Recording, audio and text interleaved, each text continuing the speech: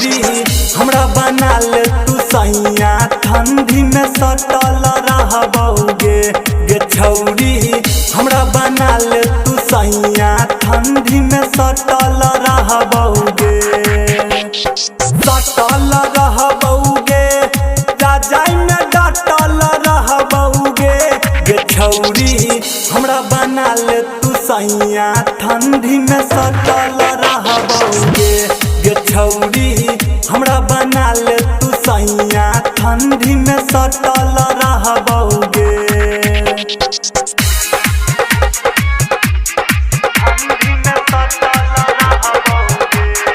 अभी आप सुन रहे हैं जय श्री कैसेट कंपनी की प्रस्तुति। कि तोरा रोज खिएबौ अंडा कनियो लागै न देबौ ठंडा गे छौरी लागै न देबौ ठंडा कि तोरा रोज खिएबौ अंडा कनियो लागै न देबौ ठंडा गे छौरी लागै न देबौ ठंडा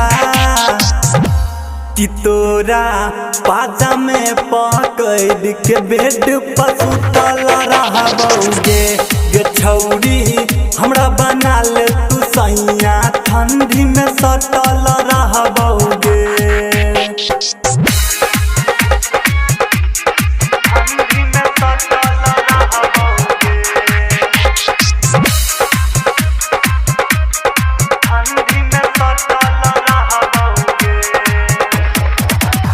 कि छोड़ के घर के लाज शरम करब रोज रजाई में गरम गे छौरी करब तोरा गरम कि छोड़ के घर के लाज शरम करब रोज रजाई में गरम गे छौरी करब तोरा गरम यादव सरोज माहिर मुकेश कबो नहीं हटल रहबौगे गे छौरी हमरा बना ले तू सैया ठंडी में सटल रहबौगे सटल रहबौगे जाई में डटल रहबौगे गे छौरी हमरा बना ले तू सैया ठंडी में सटल रहबौगे गे छौरी